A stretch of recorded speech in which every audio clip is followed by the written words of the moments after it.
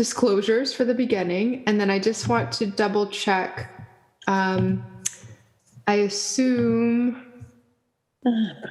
Okay, let me open the openings. All right. Could someone remind me the council arrival order? Of course, we'll start with the lead sponsors. Is there anyone else here? So is, and let me double check. Is it O'Malley and Arroyo both on this one?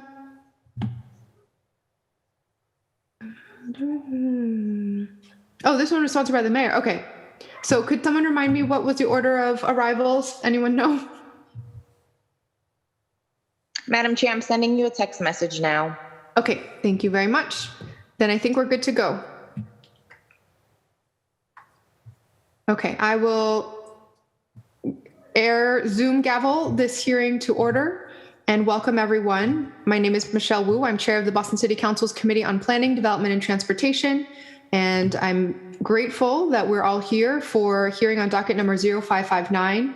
I'll read some disclosures into the record at the beginning, acknowledge my colleagues, open it up for opening statements, and then we'll dive right in with the administration about the parcel we are discussing today. So, in accordance with Governor Baker's March 12th, 2020 executive order modifying certain requirements of the open meeting law and relieving public bodies of certain requirements, including the requirement that public bodies conduct their meetings in a public place that's open and physically accessible to the public, the City Council will be conducting this hearing virtually. This enables the Council to carry out our responsibilities while adhering to public health recommendations and ensuring public access to deliberations through adequate alternative means. This public hearing is being recorded and live streamed on the City of Boston's website, boston.gov/city-council-tv. It will also be rebroadcast at a later date on Xfinity 8, RCN 82, and FiOS 964. Anyone that would like to testify on this matter, please email juan.lopez@boston.gov for the Zoom link.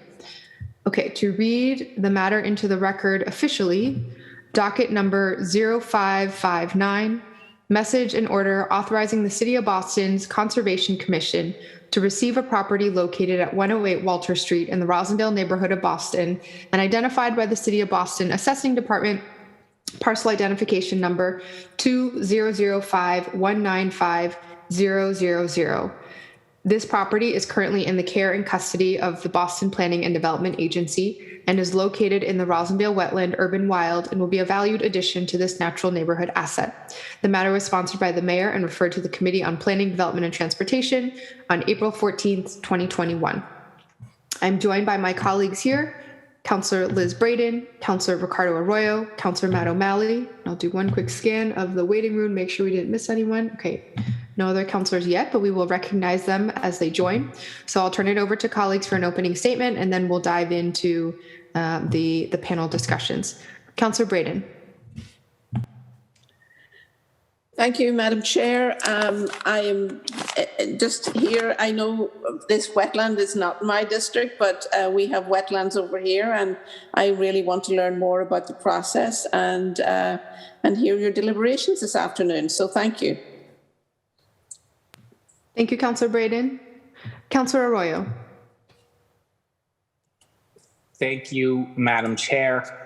I'm excited to see progress on the process of adding the 108 Walter Street parcel to the Roslindale Wetlands Urban Wild. The 108 Walter Street is located in my district, and I've been happy to support this initiative alongside 104 Walter Street's affordable housing project. This is a project that the Longfellow Area Neighborhood Association and many other advocates have been working on for several years, and where we are today is in large part due to their efforts. The transfer of this property to Concom will expand the Roslindale wetlands and allow easier access to the urban wilds through the parcel. Protecting and preserving our urban wilds is essential to climate resiliency and equity in the City of Boston, especially in District 5. And I'll be voting in favor of this order when it comes before the body. Thank you, Madam Chair. Thank you, Councillor Arroyo. Councillor O'Malley. Thank you, Madam Chair. I just wanted to really thank the incredible advocates who have got us to this point. As many of my colleagues know, because I've talked about it at length every time 108 or 104 Walter Street comes up, I played in this open field in these wetlands as a kid. And this has literally been a decades-long process, and I've been very proud to have worked shoulder to shoulder with so many individuals over the past decade in my time on this body to get to this point. This is a crucial part of our vision, and wanted to acknowledge not only the incredible individuals, Kathy McCabe, chief among them, and so many that we've worked along over the last decade. But really wanted to also recognize Chris Cook and former Mayor Marty Walsh. We were able to secure funding in last year's budget to get to this point.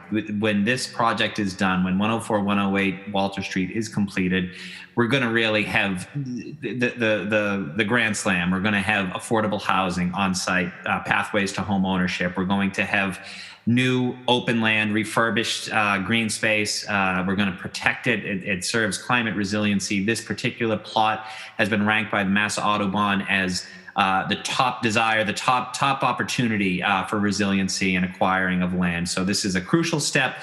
Delighted and thank all the individuals who have made this happen. I've been very proud to have played a small part, but excited to get to this point and look forward to seeing quick action. Thank you, Madam Chair. Thank you very much. Ditto to all of the above. We want to make sure this happens quickly, as it is now multiple months and years into so much effort from the community. So I want to just echo the gratitude to so many people who have worked very hard. And I'm excited that we are having a conversation about the tangible pieces today. Okay, so let's turn it over to the administration now. I have on my list Morgan McDaniel from the BPDA and Aldo Guerin from Parks and Recreation. I will, let me see if there's anyone else. Chantal, am I missing anyone else? No, that should be it, Counselor. Okay, great. Thank you. Morgan, would you like to begin? Yes, good afternoon, Madam Chair and Councilors. I'm just going to take a moment to share my screen, if that's all right.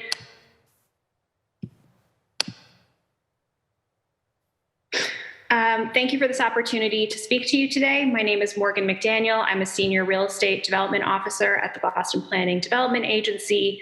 I am joined by my colleague, Aldo Guerin, Senior Planner at the Boston Parks and Recreation Department. 108 Walter Street is a 37,000 square foot parcel located within the Roslindale Urban Wild. It was previously privately owned and risked being lost as wetland open space when the previous owner placed the parcel on the market. The local community, as several councilors mentioned, strongly advocated to the city that the wetland be preserved through acquisition by the Boston Conservation Commission. The private owner only offered the parcel for sale in an assemblage with the adjacent parcel, 104 Walter Street, which contains a single family home.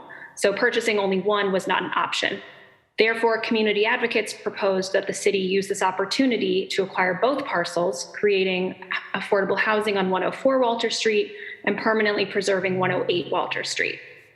The Boston Planning Development Agency acquired 104 and 108 Walter Street in December 2020 using a combination of Housing 2030 funds, the Neighborhood Development Fund, and the Environment Department Climate Resiliency Reserve. Since that time, we have released a request for proposal for 4 units of affordable housing on 104 Walter Street, and responses are due on May 19th. We are eager to convey 108 Walter Street to the Boston Conservation Commission in order to permanently preserve this piece of wetland. And I will turn it over to my colleague, Aldo.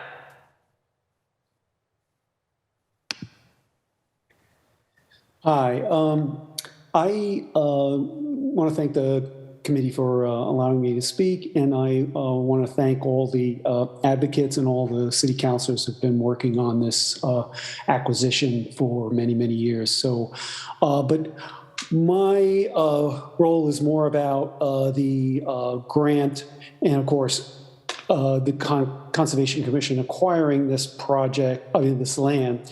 The state law requires that gifts of land, which is essentially what this will be from the BPDA, that gifts of land to the Conservation Commission be voted on by the City Council, and that's why we're here today.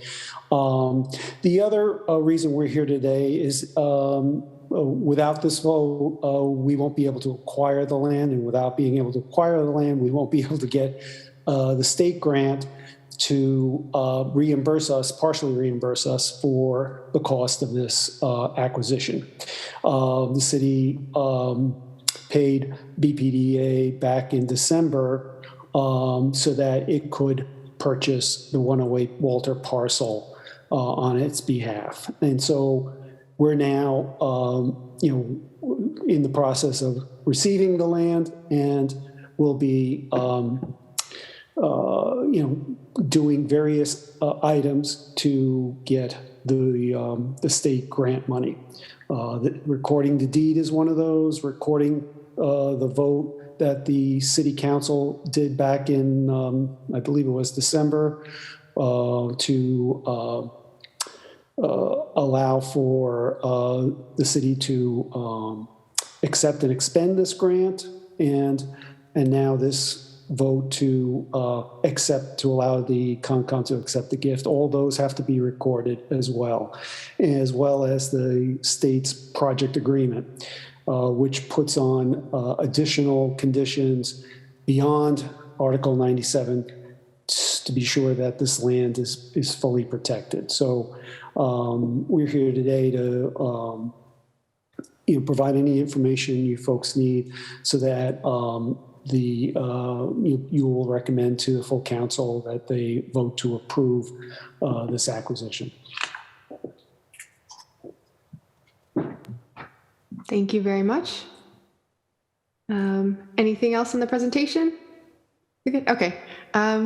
Could we go back to the gallery view, please, so we can, I'm sure we might ask you to bring it back up if councilors or others have questions, but we'll go now to questions from my colleagues, starting with Councilor Braden.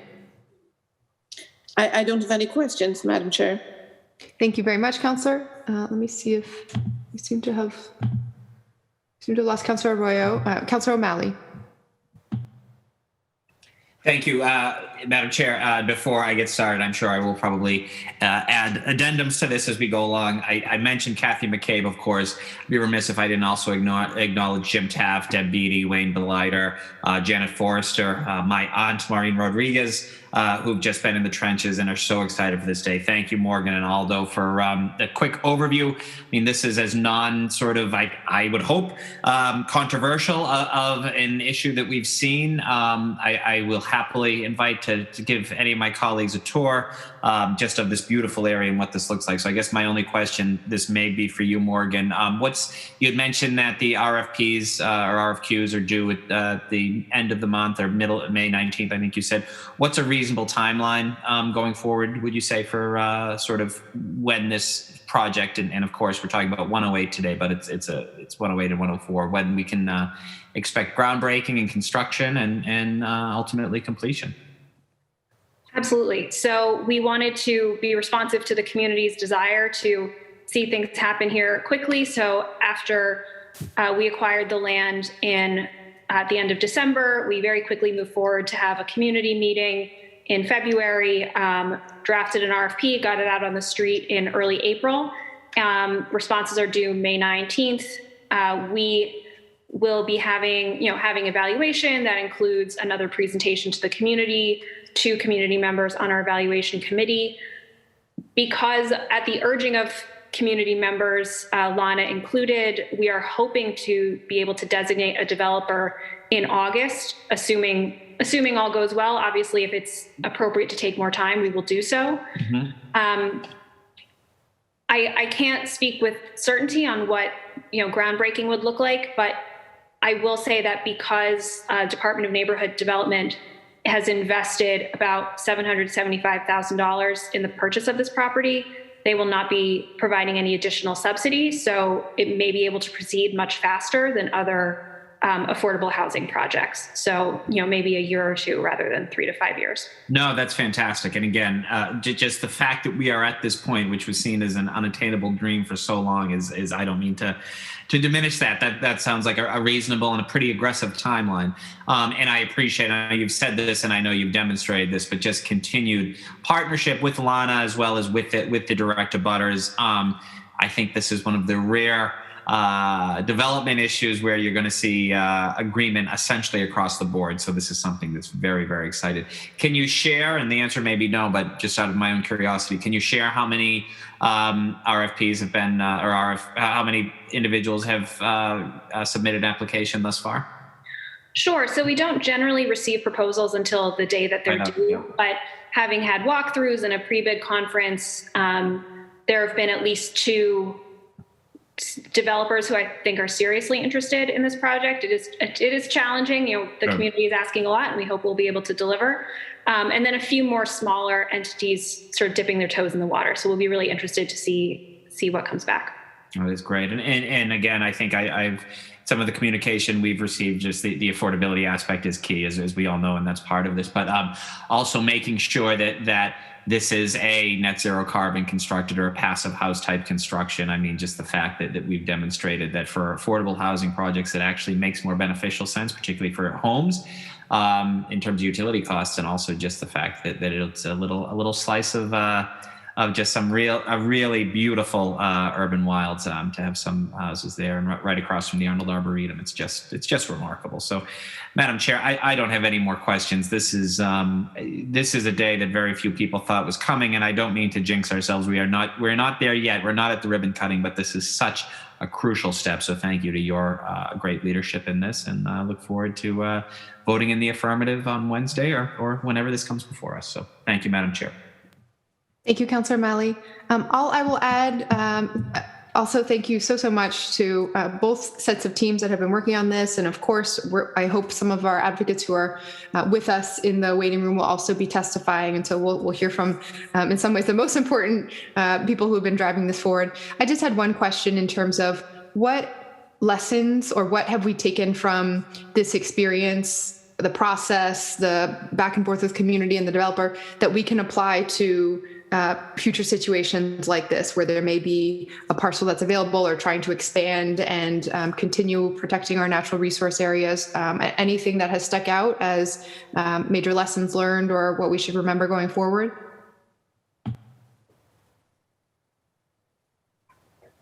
Well, I can address that. What we're hoping to do is, as a city, develop a in-house capability for doing open space acquisitions. There may be times when, we'll need outside assistance, like with BPDA and other entities. Oftentimes these acquisitions are a team effort. But we're hoping to get to a point where there's more expertise in-house at the Parks Department. For example, we often, as in this case, assist Concom on land acquisition. And so, certainly we'll be advancing on that because, as you're probably aware, the CPA has awarded Parks Department some funds for a acquisition fund. So we're starting to gear up for accepting applications from various entities for new land acquisitions for open space. Could be for children's play areas, it could be for courts, or it could be for natural areas, or even climate resilience projects. There's the Stella Road project that is, primarily focused on climate resilience. So that we're, obviously with this project, learning a lot about the acquisition process that we haven't had as much experience with. And so that kind of experience that we're, learning now is going to be invaluable in terms of these next steps. And we're certainly hoping that the city itself will, through its own capital budget, enhance the CPA funds or even replace them, given that there are certain, let's say, catches to CPA funds that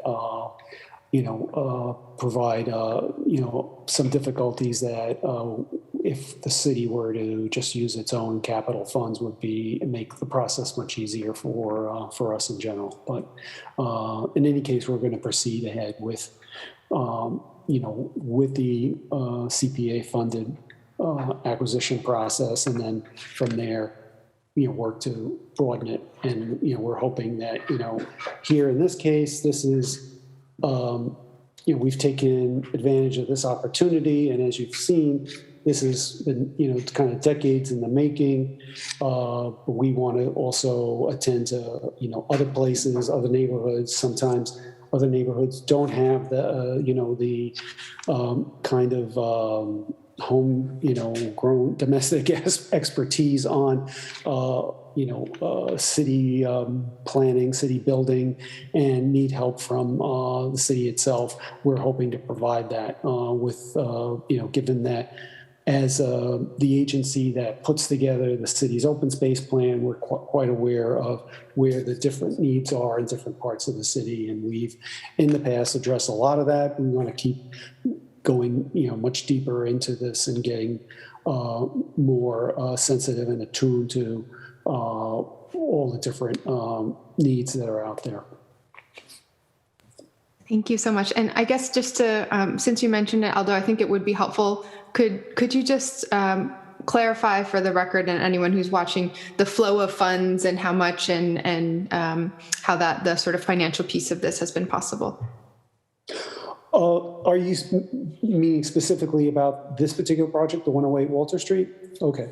Yeah. Yes. So, the city, the city council and the mayor approved this current year's budget, and it included funds for a climate resilience reserve. So that's funds to enable projects that allow for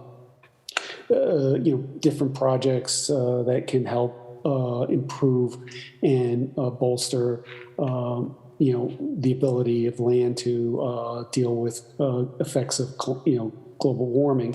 So pretty much, I think the first project that came out of the gate is this project, and keeping this open land in open and vegetated land in that condition, is a key, climate resilience, goal. So, it was a valid expenditure. So that money was, conveyed to BPDA for the 108 Walter Street portion of the project. Now, the BPDA will be gifting the land to the city, and the funds that it gave to BPDA will, be substantiated to the state, and then the state will reimburse us to the tune of 54% of the cost of the land. So we're right now in the process of doing that. This is like a very key step because we can't sign and record a deed without, this vote. So, city Concom has to, have city council vote to approve its acceptance of land. And so that's why we're here today. And one other thing I want to mention is because, Councilor O'Malley asked about timing on the, the housing portion of it. But for us, the state has June 1st as its deadline. So we're, really in a time crunch here. We've got a bunch of steps to do. So if it's possible that this Wednesday, the full city council could vote on that, that would be great. If it has to wait till, Wednesday next week, okay. But much later than that, the time crunch gets really, really bad. And then we have to start asking the state for extensions. And that's not a place we want to be. So we're hoping that we can, proceed as expeditiously as possible. The city council has already voted to accept and expend the grant. In fact, when I was reviewing the application that we made back in July, and many councilors, submitted support letters, including yourself, Councilor Wu. So, want to thank all the councilors for that, and just hoping that, we can follow through and try to meet the time frame here. Great. Well, I can help on that front, so we can make sure this will be on the agenda for this week's meeting, our first in-person meeting. So it will be exciting to vote on that from the chamber. And I will just check if Councilor O'Malley, our President Pro Temp, has any other questions on this before I go to public testimony. No, just to echo on all those points, because I do want to hear from members of the public. But thank you. Yes. would be remiss as you talk about sort of the broad support among electeds. Of course, Councillor Arroyo and I did a resolution in addition to voting on the grant last month. I believe Councillor Wu, Councillor Mejia, Councillor Asabi George, Councillor Flaherty, as well as Councillor Roy and myself all submitted letters to Secretary Theoharides as well from the state level. So we've been united as a council and as well as in our State House delegation, Representative Coppinger, Representative El Ugardo, and Senator Rush have all been vocal supporters of this project in its totality, but certainly the different aspects as we relate to different state lands and funds and city lands and funds as well. So thank you for that. Thank you. Okay, I see just 4 people in the waiting room. So I'm just going to admit everyone. Sometimes it's complicated with whether the raise hand function works. So I'll invite everyone into the main room and we'll go one by one to see who would wishes to testify. Okay, I think everyone's in now. So as we do this portion, I think many of the folks who are joining us know the drill anyway, but if you could state your name and address for the record and keep your remarks to 2 minutes, that would be much appreciated. Thank you so much, Morgan and Aldo. I will be very grateful for if you have the ability to stay on a little bit just to hear from the public, and then we will wrap up after that. Okay, but feel free to, don't feel the need to be on camera or anything. We know you're there and really, really appreciate you. Okay, so let's start. I see Frank had his hand raised, so we'll go Frank, Deb, Beth, and Julia in that order. Yeah, hi, I'm here, thank you. So this is great, and certainly speaking in support to address the question, Frank O'Brien, 43 Mendham Street, to address the question raised about what lessons are learned, which is a really key question. I'll briefly list a couple, and I do agree with Aldo's recitation, Aldo Guerin's recitation as well. So one of the key things was that the developer, the owner, set a reasonable price. That made it possible. It fell within the range of the appraised value, which is what government agencies need to purchase land at. Oftentimes we're seeing for other sites like Dale Street in Hyde Park, which is very similar to Walter Street next to an urban wild, and others which I could name, the owner sets the price in expectation of multiple variances at their full development value. And so we see some of the negative consequences of the city just granting wholesale variances. And so it makes it hard for any public benefit use, you know, whether it's a library or a school for that matter. So the city's practice of sort of piecemealing development and granting wholesale, I would argue, unjustified variances wasn't true in this case. So that was very much to our advantage. The second lesson learned was that the owner was not a developer per se. You know, Feeney Brothers, they're contractors. They didn't need to develop the land. When parcels that are sort of well positioned for conservation purposes are sold or have a development agreement, it gets much harder to conserve them. So the second lesson learned would be being really the city being proactive in identifying parcels for acquisition.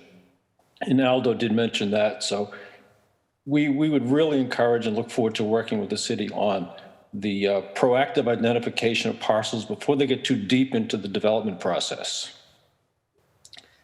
And then the third lesson has to do with the sufficiency of funding. It was fortuitous that the climate reserve had been available.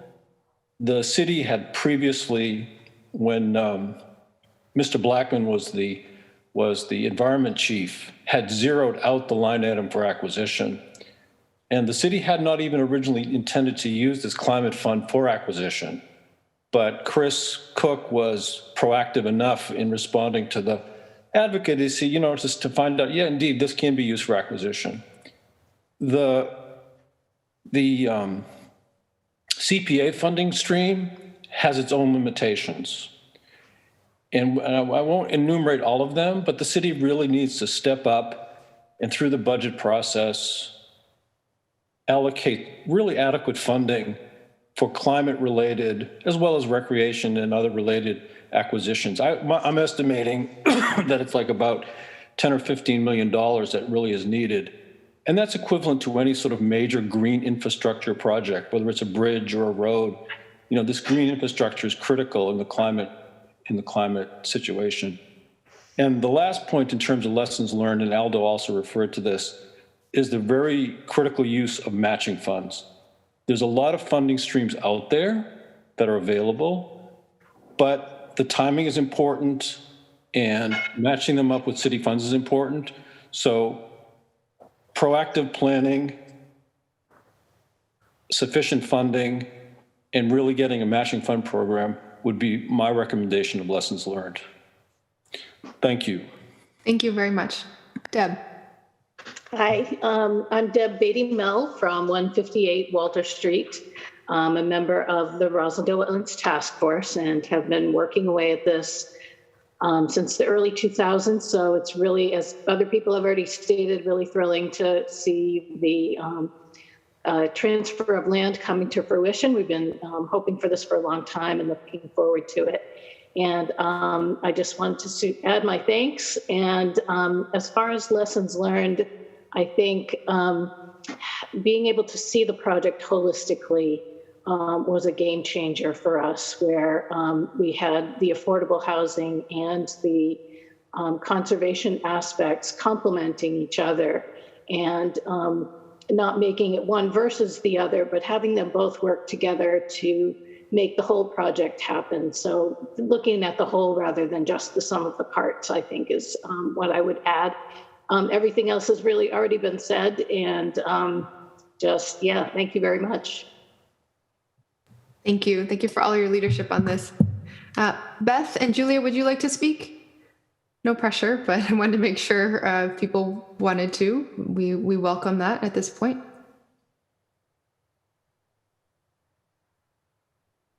Okay. Oh, and I'm so sorry. Councillor Michael Flaherty had joined us previously as well. I neglected to acknowledge him. Councillor Flaherty, would you like to make any statement? Can you hear me, Councillor Wu? Yes, we can hear you.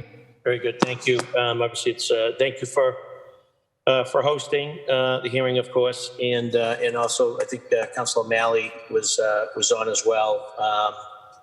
And for his leadership here. It's critical that we protect our urban wild and continue to expand the amount of available open spaces that we have for our residents for a variety of reasons, namely our efforts to accelerate climate resiliency efforts and to provide residents with vibrant open space and parks to enjoy. So looking forward to more testimony. Hopefully it's coming.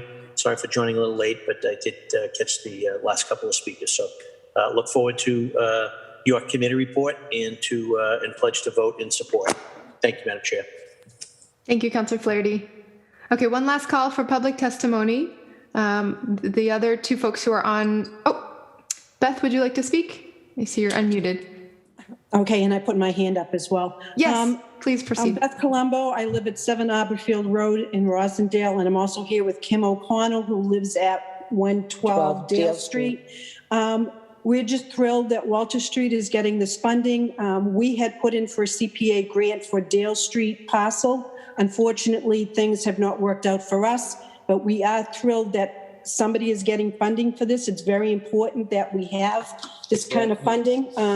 Rather than just putting up buildings all over the place, we need to have green space as well. So I'm thrilled that you folks are voting on this. I wish it was us as well, but Kim, did you want to say something? We hope that in the future you can look at the parcel we're trying to save here. It's wetlands. It's non-buildable, but he's doing a technique through real estate, trying to have it developed and sell it as development property.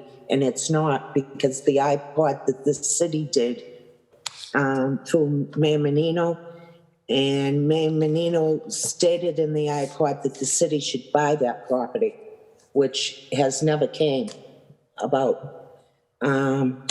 So we're just glad that the city council is looking at some of the wetlands and is setting forth buying some of this wetlands from private owners and making sure it doesn't get developed. I applaud you all for helping the community in saving these wetlands. Thank you. Thank you. Thank you both very much for all that you've been doing. Julia, would you like to speak? Madam Chairman? Yes, we can hear you. Please go ahead. Okay.